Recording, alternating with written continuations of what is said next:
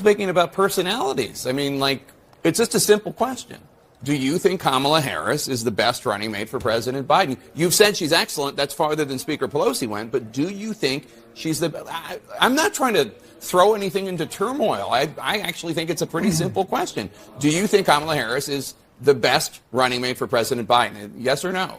I mean, I don't know what else I can say other than she would be yes. an excellent running mate and an excellent vice president. I don't know whether President Biden has named his running mate. We're going to a convention next summer. It's a year away from now, and we're going to go through that process. So, I mean, you say I don't know why you can say. The answer is you could say yes. You could say yes. I think Kamala Harris is the best vice president and the best running mate for President Biden. That's the answer you could be giving right now. Yes, she is. So I've not seen any public opinion polling. You might be a stronger vice presidential running mate than her or me or anybody else. I don't know who else, if you're talking about the polling, but I will tell you as a matter of substance and public policy, she'd be an excellent choice. Wow. And she and the president have done an excellent job. Several days later. Before I let you go, Congressman, I wanted to ask you, because you were recently asked about Kamala Harris being on the ticket as the vice president. You've been such a supporter of the Biden-Harris agenda and presidency and vice presidency. Are you confident in the ticket, and how do you feel about the vice president remaining on the ticket? Great. I feel excellent about that, and there should be no confusion about it. I think. All right, guys, so we got to talk about Sleepy Joe Biden and his son, Hunter, who is suing the IRS, claiming whistleblowers violated his privacy by releasing tax info. Now, again, the irony of this headline is absolutely amazing, considering how Hunter Biden has had all of his privacy exposed to the world through his laptop that he left at a repair shop in Delaware. Okay, one of the dumbest moves that anybody could have pulled in history. Had he not done that, his father would not be under investigation for selling out the American people overseas through Hunter Biden's business deals. Okay, and also we would have seen, nude pictures of Hunter Biden and other pictures of him doing drugs and all types of other things that have gotten Hunter Biden in trouble as a result of that laptop. And for him to come out here and to sue the IRS for violating his privacy is absolutely hilarious, right? It is. It really is. Okay. So with that being said, a much more serious topic in relation to Joe and Hunter, which is Joe fearing that he might die soon before Hunter Biden's legal woes are resolved. Okay, Joe Biden feels like he doesn't have that much time left. And this is a big deal because Democrats lately have been very iffy on his replacement, Kamala Harris, being the right pick for VP, as Joe Biden pretends that he's actually going to run again in 2024. And you have Gavin Newsom, who is coming out once again and trying to clear the air in speculation in regards to whether or not he's going to run in 2024 and whether or not he supports Kamala Harris as VP. Take a look. News poll shows only 1/3 of American voters think that Joe Biden will stay in office through a second term. I know you are downplaying concerns about his age, but do you believe that voters don't have any reason to be concerned that he would be 86 years old by the end of his second term? Voters have every right to be concerned, but I remember Bobby Kennedy said it best, that what the world needs are the qualities of youth, not a time of life, but a state of mind, a quality of imagination. I mean this, I couldn't imagine 3 years ago that this president could accomplish so much in such a short period of time. I mean that. If this political season is all about a celebrity, with all due respect, we had a celebrity for 4 years. It didn't go well. And so I want a seasoned pro that knows how to get things done. I'm a little old-fashioned. I want a guy who produces results. And the results are in. It's been a masterclass. There's simply no administration in my lifetime that's been more effective producing more substantive results. You and Vice President Kamala Harris go way back. Yep. You say that you came up together in San Francisco, knew each Before other. we were in politics. Before you were in politics. Yeah. I'm sure you saw that former Speaker Emerita, Nancy Pelosi, she heaped praise on Kamala Harris, but she declined to say whether or not she thought that the vice president is the best person to be on the ticket with Joe Biden in 2024. Do you? Of course she is.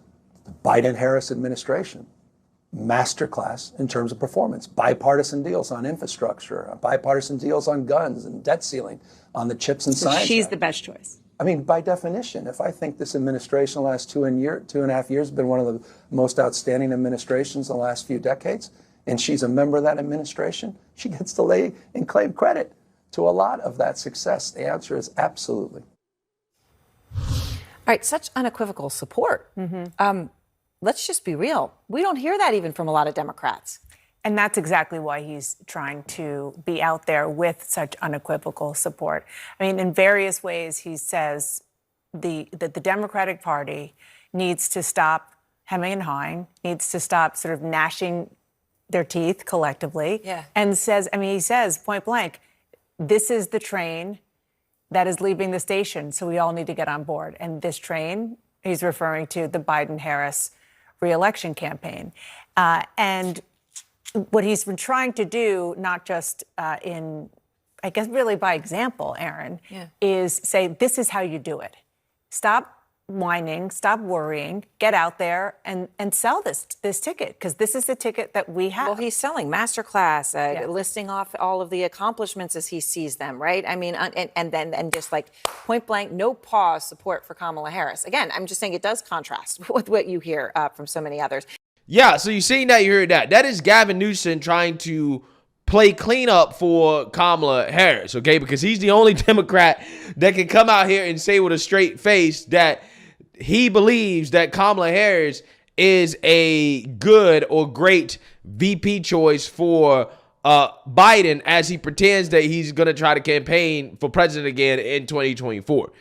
Again, it's just fascinating how much chaos is in the Democrat Party and how much they're trying to hide the fact that the Democrat Party is in a state of chaos. Okay, you have Gavin Newsom on CNN basically trying to sell a shit sandwich to the American people, right? Telling the Democrats, instead of doing the right thing, which is abandoning ship, right? And just making Joe resign and resetting with, I don't know, Gavin Newsom running or somebody else, right? Instead of doing that, no. Sell the American people a shit sandwich, okay? Sell them high inflation, sell them high gas prices, sell them high crime, okay? Sell them an open border, sell them unlimited abortion up until after birth. You have probably heard more and more Republicans, including Donald Trump, who just over the weekend accused Democrats of supporting abortion rights up to and after birth. Can you be clear about... What does that mean, after birth, abortion after birth? It's made up. It's a political... Well, can you just be clear about what limits on abortion should be? It's a political thing. People are not seeking abortion. But what is the policy? What should it be? The policy, it's not up to Donald Trump or me. It's up to you, to women that have to bear that responsibility uniquely and distinctively. And the reality is, it's a canard. It's a political frame. It's total BS. And it's exactly where they need to go because they know they've gone too far. But there has to on the be other some side. kind. Well, let me just talk about your state of California. Yeah. As you well know, there's a law in books that preceded you that says that you can have an abortion up until viability, which is about 24 weeks. That's right. Is that something that you support personally? That's in statute in the state of California. That said, there was a constitutional amendment that we placed on the ballot that has some nuance in it. And so that's an area that's being adjudicated in public opinion and likely will ultimately be adjudicated in the Is it courts. the government's role then? I know you said it's not up our to role women. to make that decision. So there should be nothing on the books? This is a canard. This is a false flag. This is where they need to go in order to get out of the mess they've created because they don't believe in fundamental choice and freedom for women. They don't. Period. Full stop. And this whole issue is a political issue. And so with respect, I'm not surprised that Donald Trump is saying this. This is exactly what you hear every single one of them say next week down at the Reagan Library. And at the end of the day, those examples are so extreme, so rare. When you have literally viability issues that are deeply personal and painful, others have said it more eloquently than I have. After you picked out the name of the baby, and then you're forced to make this terrible decision at the end of a term, and to exploit that for political purposes offends. I just want to be clear because people are going to be listening very carefully to what you're saying. Yeah. You do not believe it is the role of government, nationally or state government, to have any limits on the books legally. The state of California has long believed in viability. I've long believed in viability. We went forward with a constitutional amendment that's created some questions as it relates to this. My point is, no one wants to see late term abortions. No one's out there promoting that. That's what the Democratic Party's position is. It's not what my personal position is.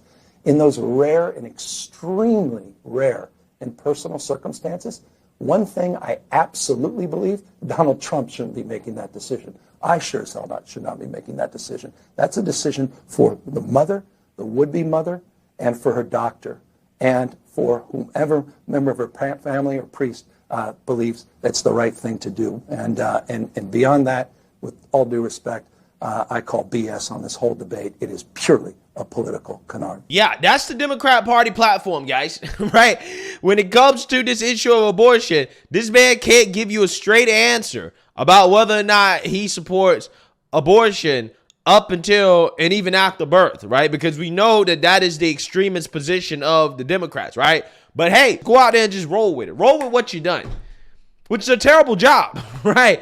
Again, it's just fascinating. Okay, this is the state of the Democrat Party. And even CNN can see that at the very least when it comes to this issue of age, okay, and the state of the Democrat Party, that maybe, just maybe, there is a difference between seeing somebody like Gavin Newsom be the nominee versus somebody like Joe Biden. David Axelrod, former senior advisor during the Obama administration. Let me ask you the sodium pentothal question. I mean, he's out there, he's debating Sean Hannity, he's talking to Dana for an hour-long special, obviously very loyal to Joe Biden, obviously doesn't want to distract, but come on, he's primed and ready to go. Yeah, I mean, I'm sure the White House is very gratified for some of the things that he's saying. I don't know that they'd be as enthusiastic about his ubiquitous presence on the air. It's sort of like, just at the time when Democrats are concerned about their aging, spouse, here comes the young neighbor, young strapping potential partner. Did you see the split screen? Yeah. We were. I don't know if we were doing that on purpose, but it just looked like. Yeah. I mean, look, I think that he knows he's a sophisticated guy. He knows that he's playing against the story right now. And, I don't think he's setting himself up to run in 2024. I actually agree with him, Jake, that I think Biden's running. Right. I think Biden's going to be the nominee. Right. But he's certainly getting a head start on 2028. I don't think there's any question about that. So whether it's for 2028 or if, God forbid, something were to happen and there would be an opening for somebody to run, there would be a Democratic race. Obviously, Gavin Newsom. And remember, I'm also talking about theoretically 2028. Yes. So I could be talking about either one. Gavin Newsom, Vice President Harris, Secretary Pete Buttigieg, Michigan Governor Gretchen Whitmer. They're all out there as potential. Yeah, so you've seen that, you heard that. Okay, that is CNN drooling over Gavin Newsom, right? They're drooling over the guy, okay? They're just talking about how much of a difference it is between seeing somebody like Gavin Newsom, who can actually complete a sentence, versus Joe Biden, who can't complete a sentence, okay? I mean, I'm just saying, the liberal media, they're trying their best to try to push Biden out, okay? Which is a funny thing to see, because they don't want to do it through impeachment, because they know that impeachment actually hurts the whole Democrat Party, right? And it hurts Biden's legacy. So when it comes to the conversation of impeachment, even though there's evidence, they always come out here and say, oh, there's no evidence, it's a witch hunt to protect Biden. But yet they're more than willing to throw Biden on the bus in regards to pushing him to step down because of his age, right?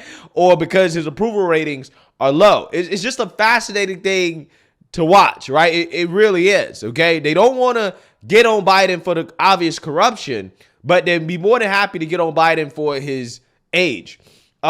Which again, even Biden's worried about, allegedly, okay? Apparently he fears that he might die soon. So let's read about this.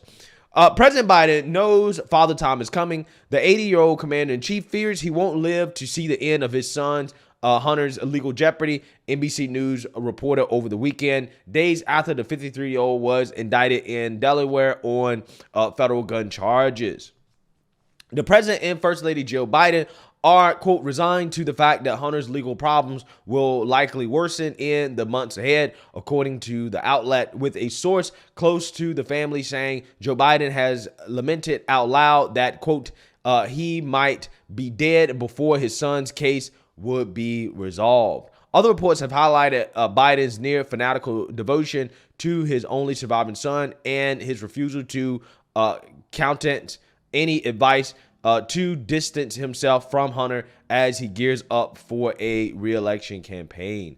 Quote, everybody walks around on eggshells in the West Wing, NBC News quoted one source as saying on the topic. Hunter Biden has faced years-long investigations into dodging his income taxes, potential violation of federal lobbying laws, a gun purchase made while he was addicted to crack cocaine, and other possible crimes related to his foreign business dealings, all of which has reportedly taken a toll on his powerful relatives.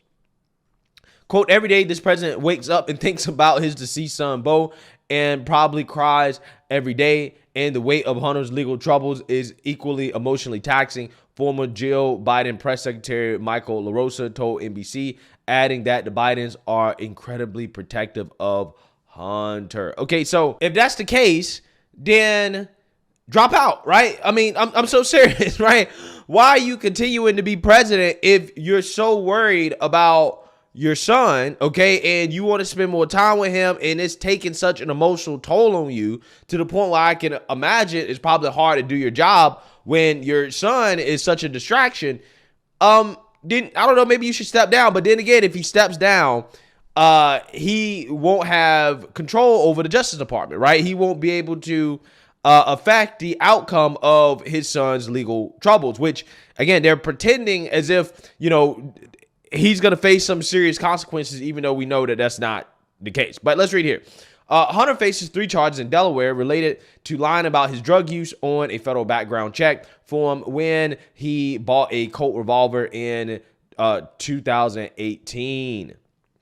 The account carries a maximum sentence of 25 years in prison if he is convicted. Hunter could face additional criminal cases in D.C. and Los Angeles for tax fraud and illegal foreign lobbying. So again, they say Hunter Biden could actually be locked up in jail, right? This is what they say. Okay. And apparently Joe is worried about it. He's worried that his legal troubles are going to last so long that he's going to die before it's done, right? Which means that Joe Biden is thinking about his age and he's thinking about how long he's going to live, which is not a good sign, right? For an 80-year-old man. Okay, and that is why this question about his age is so important, because, this guy is clearly on his last legs. And I honestly think that while Gavin Newsom is not going to run against Biden, right, I do think in the event that Joe Biden dies, maybe in the next, 6 or 8 months, God forbid that happens. But if Joe Biden happens to kick the bucket, I do think at that point you might see Gavin Newsom actually enter the race. Now, up until this point, I've been convinced that what actually is going to happen is that Biden is going to drop out in August, right? Okay, right after the primary season, so that, Democrats are not forced to have a primary, okay, because RFK is in the race. He's still in the race, and others, they don't want that, right? And then Kamala will just take over, right? It will just be the Kamala ticket, okay, and Pete Buttigieg. However, I do think that there is a chance that Gavin Newsom could run, and I think he's hedging just in case something happens to Joe Biden, in which at that point he would feel the need to kind of step in, right, and to try to run. Now, again, Kamala would be president at that point if something happens to Joe, But I think that at that point, I think that that would be a reason to say, hey, you know what?